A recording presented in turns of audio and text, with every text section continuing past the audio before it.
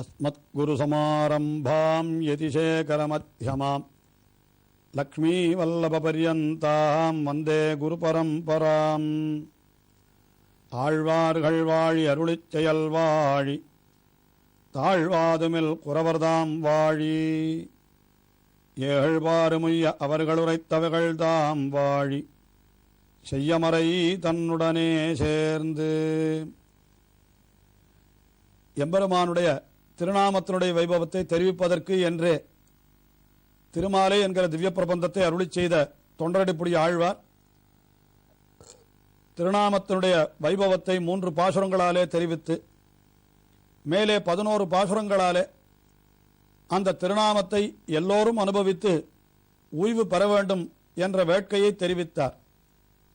மேலே தொடர்ந்து பல பாசுரங்களாலே அந்த எம்பெருமான் தமக்கு பண்ணியிருக்கிற அந்த அனுக்கிரக விசேஷம் அதை தெரிவிக்கிறார். அந்த எம்பெருமானாருடைய அருளாலே தாம் பெற்ற பேறு என்ன என்பதையெல்லாம் தெரிவித்துக் கொண்டே வந்தவர்.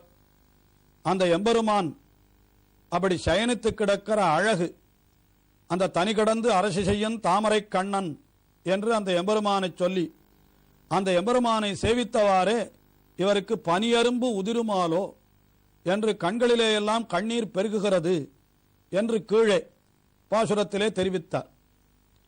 அடுத்த பாசுரத்திலே என்ன தெரிவிக்கிறார் என்றால், அந்த எம்பெருமான் சயனித்து கிடக்கிற அழகு, அந்த அழகு ஒவ்வொரு திசையிலேயும் ஓரொரு செயலை செய்திருக்கிறான் அவன். அதாவது திசைகள் என்பன 4 என்று நாம் சொல்லுகிறோம், கிழக்கு மேற்கு வடக்கு தெற்கு என்று. இந்த 4 திசைகளும் பயன்பெறும்படியாக அவன் திருவரங்கம் பெரிய கோவிலிலே சயனித்துக் கொண்டிருக்கிறான். அந்த எம்பெருமானை சேவித்தவாறே கண்கள் மட்டுமா கண்ணீர் பெருகுகிறது, உடலும் கூட எனக்கு உருகிவிடுகிறது என்று தெரிவிக்கிறார்.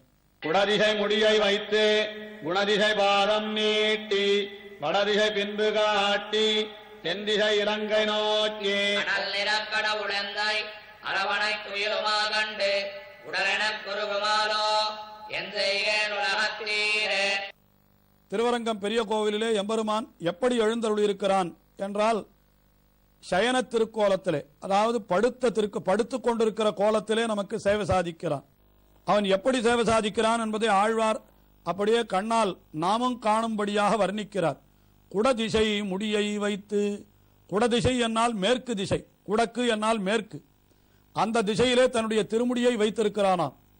அதாவது மேற்கு திசை திருமுடி இருக்கிற பக்கம் என்கிறது துரியோதன ஸ்தானம் என்று சொல்லுவார்கள். ஏனென்றால் படைத்துணை வேண்டி வந்த துரியோதனன் கண்ணபிரானுடைய திருமுடி பக்கத்திலே அமர்ந்தான். ஆனால் அவன் வாழ்ச்சியே பெறவில்லை, அவன் அழிந்து போனான். திருவடி பக்கம் வீற்றிருந்தான் அர்ஜுனன், அவன்தான் வாழ்வு பெற்றான் என்று தெரிவிக்கப்பட்டிருக்கிறது மகாபாரதத்திலே. ஆனால் இங்கே என்ன செய்தான் எம்பெருமான் என்றால், அந்த மேற்கு திக்கும் வாழும்படியாக தன்னுடைய திருமுடியை மேற்கு திக்கிலே வைத்தானாம். மேற்கு பக்கம் திருமுடியை வைத்திருக்கிறான். அடுத்தபடியாக குணதிசை பாதம் நீட்டி என்றால், குணதிசை என்னால் கிழக்கு திக்கு, அந்த கிழக்கு திசையிலே தன்னுடைய திருவடிகளை நீட்டி இருக்கிறான். இங்கே கூட குடதிசை முடியை வைத்து என்று அருளி செய்தார். அதே போல குணதிசை பாதம் வைத்து என்று அருளி செய்யலாமாய் இருக்க, ஆழ்வார் வைத்து என்று சொல்லாமல் குணதிசை பாதம் நீட்டி என்று அருளி செய்தாரே, இது ஏன் இப்படி அருளி செய்தார் என்று கேட்டுக்கொண்டு பெரியவாச்சான் பிள்ளை மிக ரசகரமாக உரையிடுகிறார். என்னளவும் திருவடிகளை நீட்டினான் என்கிறார் ஆழ்வார் என்று தெரிவிக்கிறார். அதாவது கிழக்கு திக்கிலே எம்பெருமான் திருவடிகளை வைத்தது மட்டுமல்ல, கிழக்கு திக்கிலே தொண்டரடிப்பொடி ஆழ்வார் இருக்கிற வரை தன்னுடைய திருவடிகளை நீட்டினான் என்கிறாராம். அதாவது தொண்டரடிப்பொடி ஆழ்வார் அவதரித்த திருமண்டங்குடி என்கிற திவ்ய தேசம், அது திருவரங்கம் பெரிய கோவிலுக்கு கிழக்கே தான் இருக்கிறது. கிழக்கே என்றால் சமீபத்திலே அல்ல, குறைந்தபட்சம் ஒரு 60 மைலாவது இருக்கும் என்று வைத்துக் கொள்ளுங்கள். அவ்வளவு தூரம் எம்பெருமான் தன்னுடைய திருவடிகளை அப்படி நீட்டி இருக்கிறானாம், தொண்டரடிப்புடி ஆழ்வாருடைய திருமுடியிலே வைப்பதற்காக என்று. அதைத்தான் ஆழ்வார் இங்கே குடதிசை பாதம் நீட்டி, குணதிசை பாதம் நீட்டி என்கிறார் என்று சொன்னார். அடுத்தபடியாக எம்பெருமான் என்ன செய்திருக்கிறான் என்றால், தெற்கு பக்கம் அவனுடைய திருமுக மண்டலம், வடக்கு புறம் அவனுடைய பின்பக்கம், அது வடக்கு புறத்திலே நோக்கி இருக்கிறது.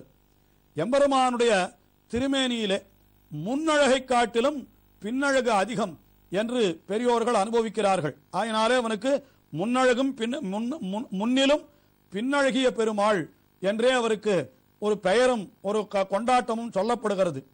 ஆக எம்பெருமான் என்ன பண்ணினான்? தன்னுடைய பின்னழகையெல்லாம் வடதிசையிலே காட்டினான் என்று சொல்லுகிறார். அதற்கு வியாக்கியானம் இடுகின்ற பெரியவாச்சான் பிள்ளை என்ன அற்புதமான அர்த்தம் காட்டினார் என்றால், எல்லோரும் அவசியம் குறிக்கொள்ள வேண்டிய பொருள் இது. என்னவென்றால், தெற்கு பக்கம் என்கிறது ஈரச் சொல்லான தமிழ் மொழி நடையாடுகிற திவ்ய பக்கம். ஆகினாலே அந்த இடத்தை திருத்த வேண்டும் என்றால் அதற்கு குறைவான அழகே போதுமாம்.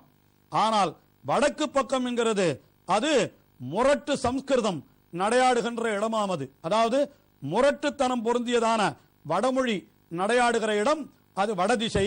ஆகினாலே அந்த வடதிசையிலே இருப்பவர்களை திருத்த வேண்டுமானால் அதற்கு இன்னும் அதிகம் அழகு வேண்டும் என்பதற்காகத்தான் அதிகம் அழகுடைய தன்னுடைய பின்புறத்தை அப்படி வடதிசை காட்டினான் என்று பெரியவாச்சான் பிள்ளை வியாக்கியானத்திலே மிகவும் ரசமாக தமிழ் மொழிக்கு ஒரு சிறப்பு கொடுத்து அதை காட்டிலும் வடமொழிக்கு ஒரு குறைவு சொல்லி இப்படி ஒரு வியாக்கியானம் அருளி செய்திருக்கிறார்.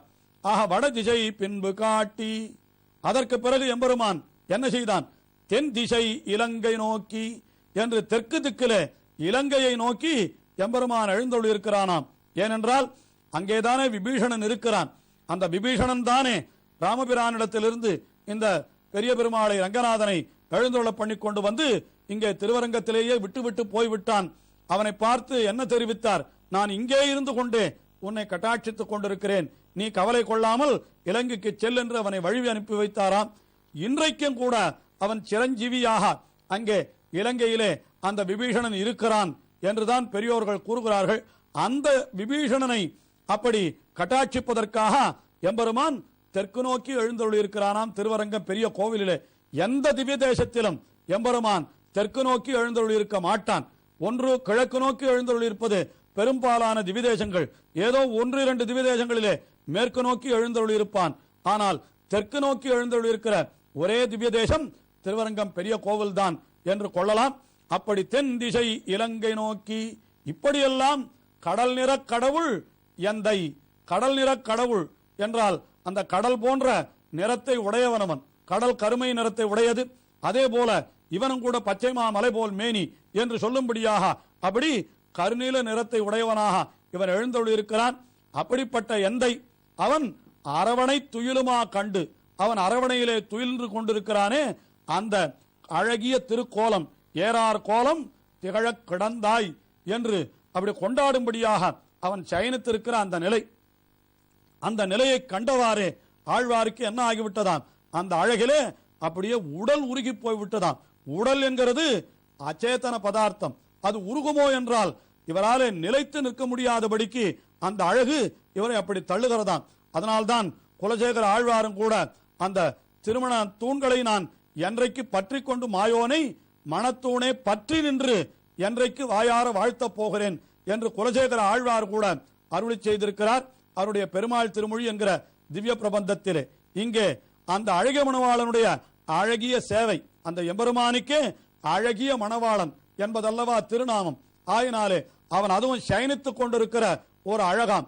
எல்லோரும் எப்பேற்பட்ட அழகுடையவர்களும் நின்றால் மிகவும் கம்பீரமாக அப்படி நின்று கொண்டிருப்பார்களாம். அது அழகாகத்தான் இருக்கும். அவர்கள் வீற்றிருந்தாலும் கூட மிகவும் சிரமப்பட்டு தாங்கள் அழகாக தெரிய வேண்டும் என்பதற்காக அப்படி மிடுக்காகத்தான் வீற்றிருப்பார்களாம். ஆனால் எப்பேற்பட்ட அழகுடையவர்களும் சயனித்துக் கொண்டு விட்டார்களானால், படுத்துக் கொண்டு விட்டார்களானால், அவர்கள் உறங்குகிற காலத்திலே அவரை நாம் போய் பார்த்தால் நமக்கு பார்க்கவே சகிக்காதாம். அப்படிப்பட்ட அழகே இல்லாதவர்களாய் அப்பொழுதுதான் அவர்களுடைய அத்தனை விரூபங்களும் கோரங்களும் வெளிப்படுமாம்.